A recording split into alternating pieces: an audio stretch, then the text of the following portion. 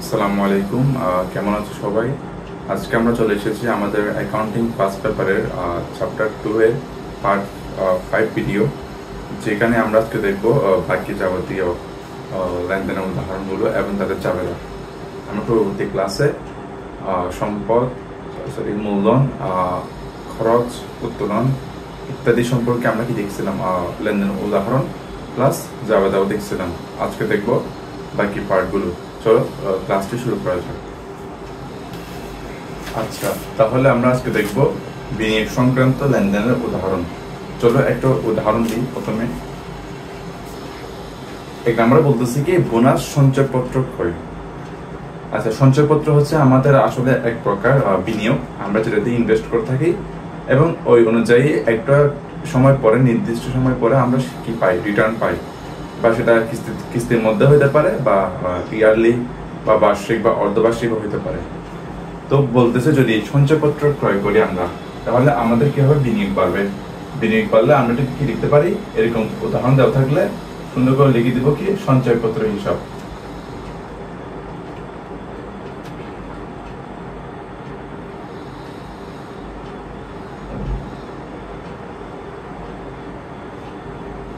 সঞ্চয়পত্র হিসাব মানে আমার জন্য সম্পদটা ডেবিট 30,000 টাকা, আর আমি নগদ ক্রয় করছি না, নগদান হিসাব এই। ওকে, আশা করি বুঝতে পেরেছি। তাহলে নগদান হিসাব ক্রেডিট। এরপরে দেখব 2 নম্বরে 5% ঋণপত্র ক্রয়। ঋণপত্র ক্রয় কত হাজার টাকা? 10,000 টাকা। ওকে, এখন এটার কি হবে, ঋণপত্রের কি সেম আমার জন্য বিনিয়োগ। আমি ঋণপত্র কিনছি মূলত সঞ্চয়পত্রের মতনই, ঠিক আছে। আমি একটা জিনিস পরে কি পাবো, তোমার এই যে রিটার্নটা পাবো, তাহলে ঋণপত্র কি আমার জন্য বিনিয়োগ। তাহলে কি হবে, ঋণপত্র ঋণপত্র হিসাব ডেবিট।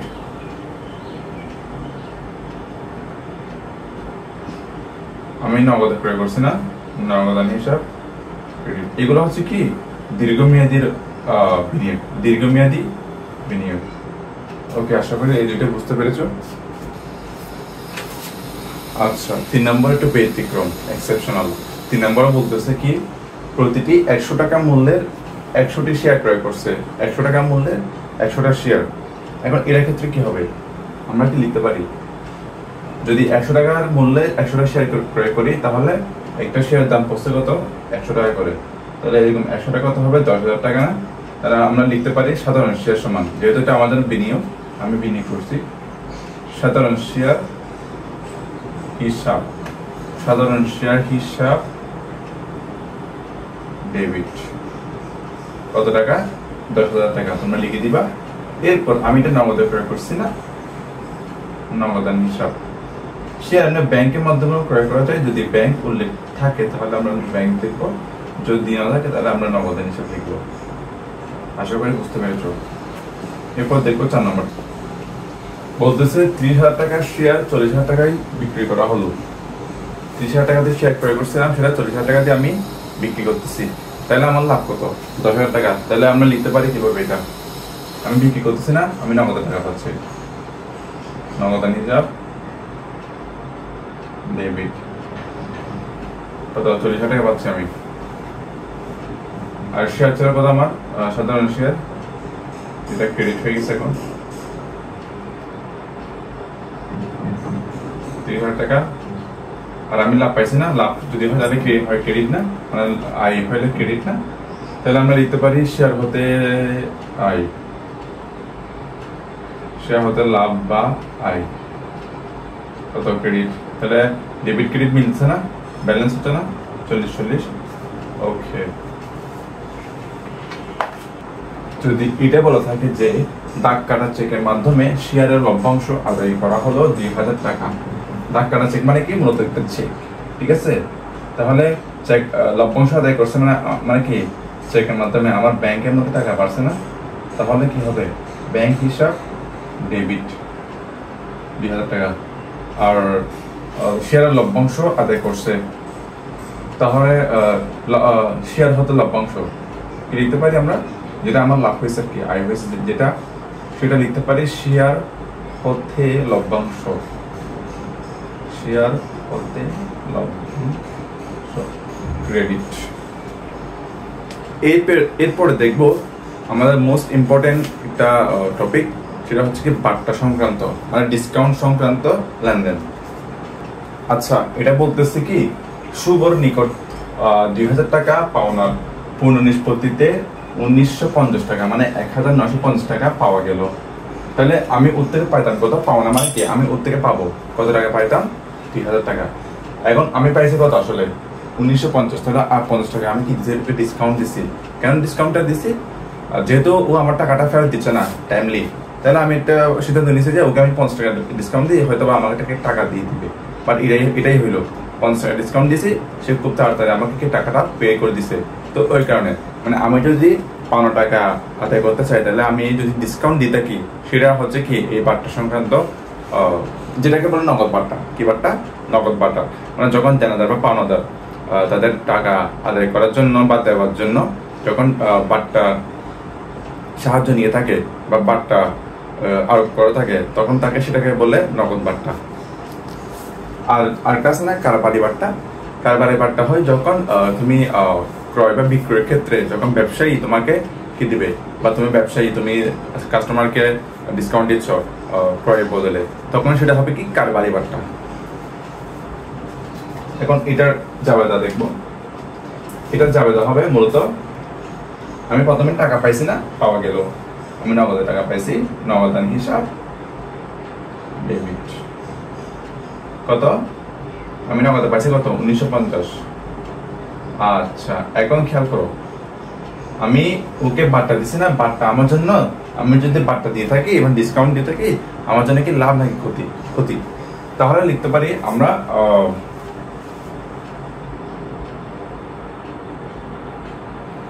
বাট্টা খরচ লিখতে পারি, আমার জন্য যেহেতু খরচ, বাট্টা জনিত খরচ কত দিয়েছিলাম, 50 টাকা না, এটা ডেবিট হবে, খরচ ডেবিট হয়। ওকে, এরপর খেয়াল করো, আমি ওই শুভর নিকট থেকে পাইছি না, তাহলে শুভ কমে গেছে, মানে প্রাপ্য হিসাব, আমি থেকে টাকা পাইতাম, তাহলে এখন প্রাপ্য হিসাব ওর একদম ক্লোজ হয়ে গেছে। প্রাপ্য হিসাব কত পাইতাম, 2000 টাকা না। খেয়াল করো, ডেবিট ক্রেডিট মিলতেছে, ডেবিট 2000, ক্রেডিট 2000। ওকে, এরপর খেয়াল করো কি লিখলাম, রনির নিকট হতে 3000 টাকার পণ্য 10% কারবারি বাট্টায় ক্রয় করা হয়েছে। এই যে আমি এখন বলছিলাম না কারবারি বাট্টার কথা, এটা এখন আসছে।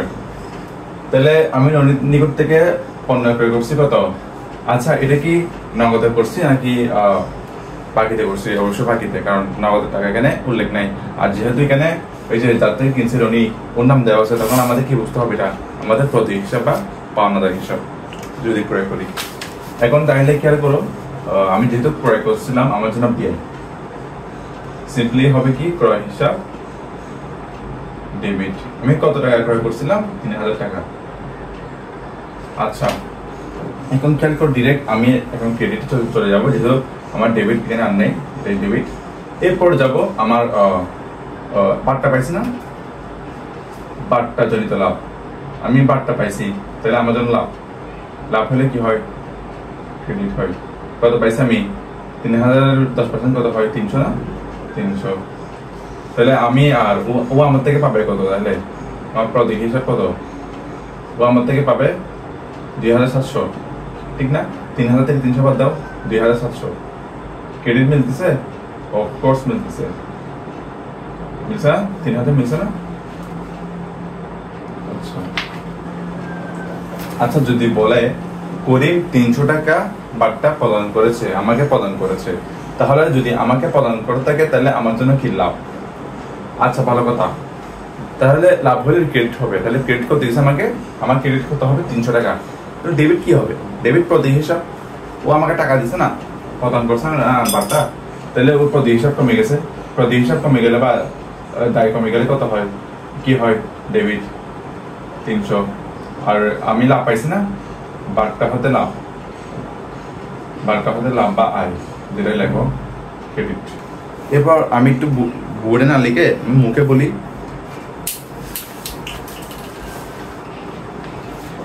4 নম্বরে বলতেছে 8,000 টাকার প্রদেয় বিল, 8,000 টাকার প্রদেয় বিল 7,700 টাকায় পরিশোধ করা হলো। পরিশোধ করছে প্রদেয় বিল, মানে আমার দায়, আমার দায় আমি পরিশোধ করছি কত টাকায়? 7,700 টাকায়, কিন্তু এটা অ্যাকচুয়াল রেট ছিল কত? 8,000 টাকা। তাহলে আমি 300 টাকা ডিসকাউন্ট পাইছি না? 8,000 টাকার প্রদেয় বিল ছিল, আমি পে করছি 7,700, তাহলে 300 টাকা আমি ডিসকাউন্ট পাইছি। যাওয়ার দ্বারা কি এরকম হবে? প্রদেয় বিল যেহেতু কমে গেছে, প্রদেয় বিল হিসাব ডেবিট সমান 8,000 টাকা শেষ। এখন ক্রেডিটে আসবো। ক্রেডিট হবে কি? প্রথমে ওই যে তোমার আমি লাভ পাইছি না, বারটা হতে লাভ সমান 300 টাকা, আর আমি ওই টাকাটা পরিশোধ করছি না, নগদে পরিশোধ করছি, নগদান হিসাব ক্রেডিট 7,700 টাকা। আমি যে অ্যামাউন্টটা পে করছি 7,700, সেটা হবে কি নগদে, আর 300 টাকা হবে কি বারটাতে। এরপরে দেখবো চেক ও ব্যাংক সংক্রান্ত লেনদেনের উদাহরণ। আচ্ছা, এটা খেয়াল করো।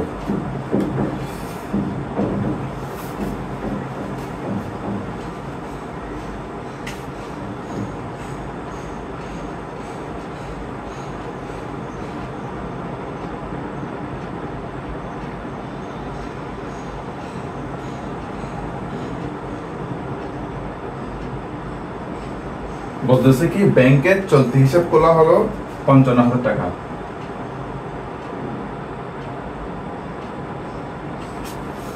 ব্যাংকে চলতি হিসাব খোলা হলো 55,000 টাকা। ব্যাংকে আমি হিসাব করছি চলতি হিসাব, তাহলে আমার জন্য সেটা কি সম্পদ না? তাহলে ব্যাংক হিসাব ডেবিট, আমার ব্যাংকে টাকা বৃদ্ধি পাইছে না আমার অ্যাকাউন্টে, ব্যাংক হিসাব ডেবিট, এই যে 55। আর আমি নগদে করছি না, এটা আমার নাম্বার টাকা চলে গেছে, যেহেতু আমি ক্যাশ টাকা দিয়েছি ব্যাংকে। এখন 2 নাম্বার,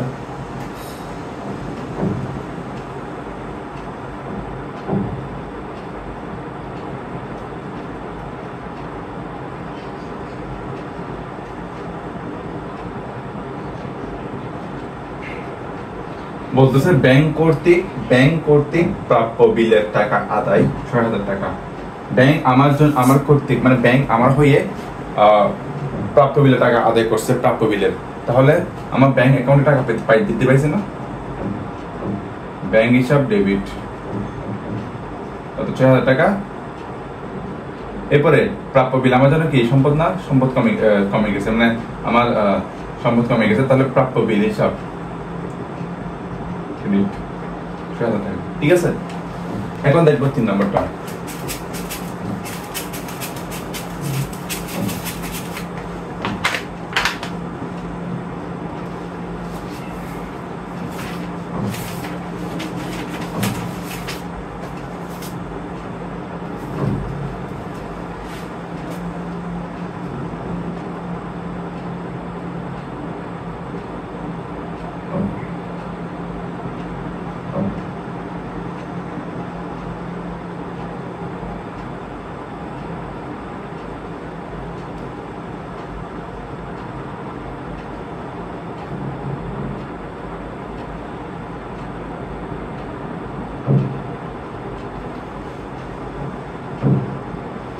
বলতেছে কি সুইটির নিকট থেকে প্রাপ্ত চেক, সুইটির নিকট হতে প্রাপ্ত চেক প্রত্যাখ্যাত মানে হচ্ছে কি বাউন্স হওয়া, চেক বাউন্স হয়েছে, হয়ে ফেরত আসলো 7,000 টাকা।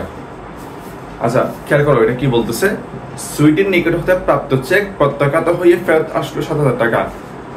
মানে সুইটির থেকে আমি টাকা পাইতাম, তাহলে ও আমার কি ছিল? প্রাপ্য হিসাব ছিল। সুইটির হিসাব মানে প্রাপ্য হিসাব ছিল। মনে করে এটা চেক, ব্যাংক এটা পাস করে দিছে, চেকটা পাস করে দিছে, বাউন্স করে নাই, পাস করে দিছে। তখন যাবে দেখে হয়তো আমার ব্যাংকে টাকা পাচ্ছে না, চেকে ব্যাংক হিসাব ডেবিট, আমার প্রাপ্য হিসাব ক্রেডিট, মানে সুইটি কমে গেছে, সুইটির হিসাব ক্লোজ। কিন্তু এখানে উল্টা হয়েছে, জিনিসটা উল্টা হয়েছে, এখন বাউন্স হয়েছে, মানে ক্যান্সেল হয়েছে। তখন কি হবে? হিসাব জাবেদাটা হবে যে উল্টা হয়ে যাবে, মানে তখন প্রাপ্য হিসাব বেড়ে যাবে, সুইটি হিসাব বা প্রাপ্য হিসাব ডেবিট হবে, আর ব্যাংক হিসাব ক্রেডিট হবে। সিম্পলি এটাই লিখবো আমরা। এখন কি লিখবো? প্রাপ্য হিসাব অথবা সুইটি হিসাব ডেবিট। তাহলে ব্যাংক হিসাব কমে গেছে না, ব্যাংক হিসাব ক্রেডিট। ঠিক আছে। আচ্ছা, বাকিগুলো আমি একটু মুখে বলি। ব্যাংক কর্তৃক ধার্যকৃত চার্জ 100 টাকা। ব্যাংক কর্তৃক, ব্যাংক আমার তরফ থেকে কি করছে, মানে আমাকে চার্জ করছে, ও আমাকে সার্ভিস দিছে না, তো আমার থেকে এখন টাকা চার্জ করছে। কত টাকা? 100 টাকা। তাহলে আমাকে চার্জ করছে, তার মানে কি আমার খরচ বাড়তেছে না ব্যয় বাড়তেছে। তাহলে নামটা কি হবে? ব্যয় বাড়লে কি হয়? ডেবিট হয়। হিসাবের নামটা কি হবে? Bank charge. ব্যাংক চার্জ হিসাব ডেবিট, আমার ব্যাংক অ্যাকাউন্ট থেকে টাকাটা কেটে নিবে। ঠিক আছে, ওই টাকাটা আমাকে নগদে দিয়ে দেওয়া হবে না, জাস্ট আমার ব্যাংক অ্যাকাউন্ট থেকে টাকাটা কেটে নিবে। ব্যাংক হিসাব ক্রেডিট। শেষ। 5 নাম্বারটা, 10,000 টাকা প্রাপ্য বিল 9,800 টাকায় ভাঙানো হলো। 10,000 টাকার প্রাপ্য বিল 9,800 টাকায় ভাঙানো হলো। এটা কিরকম জিনিস? প্রাপ্য বিল ছিল কত? 10,000 টাকা। ভাঙাইছে মানে কি? আমি টাকাটা তুলছি আর কি। ঠিক আছে, ব্যাংক থেকে তো সবগুলো ভাঙাই। তো আমি 9,800 টাকায় ভাঙাইছি, তাহলে আমার বিল ছিল কত? 10,000 টাকা। আমি পাইছি কত? 9,800 টাকা নগদে। তাহলে আমার জাবেদাটা হবে ডেবিটে, নগদান হিসাব ডেবিট 9,800। এখন এই যে 200 টাকা, এটা কি? এটা আমি ওকে বার্তা দিছি, মানে ডিসকাউন্ট দিছি। তাহলে কি হতে পারে? নগদান হিসাব ডেবিট, তারপর 9,800, তারপর ডেবিট হবে 200 টাকা। কিসের? ওই যে আমি বার্তা দিছি ওকে, মানে পাট্টজনিত খরচ। এরপরে ক্রেডিট কি হবে? প্রাপ্য বিল হিসাব ক্রেডিট 10,000 টাকা। শেষ। আচ্ছা, এতটুকু আজকের ক্লাস ছিল।